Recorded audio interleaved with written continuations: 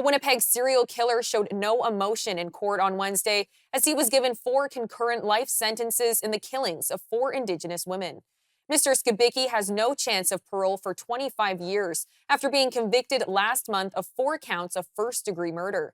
Temur Durrani, the Globe and Mail's Manitoba bureau chief, who was in the courtroom, joined us to describe what took place. Well, actually, part of the entire day was centered around their reaction to the whole case, really. So it was about their statements, the impact statements. In fact, that was actually the reason why the sentencing, which usually tends to be right after a verdict is delivered. So the verdict, when it was delivered last month in July, and then after which there was a written verdict that the judge had put out a couple of weeks after.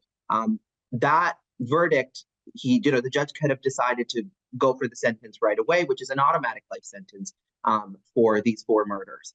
But the judge decided to stop short of it because he wanted to give an opportunity to these women's families and community members, and just to be able to face the court for the first time and speak their piece in open court. So that was what most of the day had focused on. It was a reaction of heartbreak, trauma. People almost could not get through it. I mean, dozens of people spoke on behalf of the women and their own feelings, and addressed, how they felt going through all of this for the last 2 years, not being able to know, even in most of the cases, where they are, where their bodies are, being able to give them a proper, dignified funeral. In at least 3 of these cases, one of these women, we don't even know her name, right? Buffalo Woman. And so there's a lot to it. And it was a really, really, really sad day. But I think there was a real palpable sense of healing in the air as well. I've been covering this from the beginning. And I think yesterday, even through all the tears, you could really notice that everybody felt like this is now a final closing chapter. You can kind of start to move on from this now. And the only thing left now will be probably the landfill search for at least 2 of the women who we know are believed and buried in one of the landfills in Winnipeg.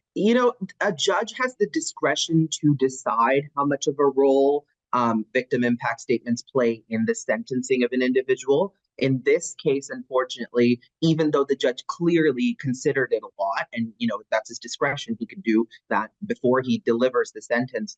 Unfortunately, in his own words, he wasn't able to do much with that because he has an automatic life sentence, meaning only 25 years is he able to, it's the permitted harshest sentence in Canada that the judge could deliver to him.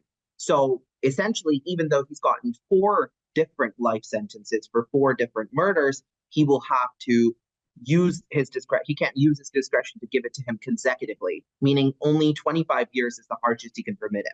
Now, that doesn't mean that he's going to be out of jail after 25 years. This just means that he can't get parole for 25 years. So he'll remain in prison, and then after that, he can start applying for it. This is because of a Supreme Court ruling in 2022, so very recent. In fact, the year actually in which these murders were committed.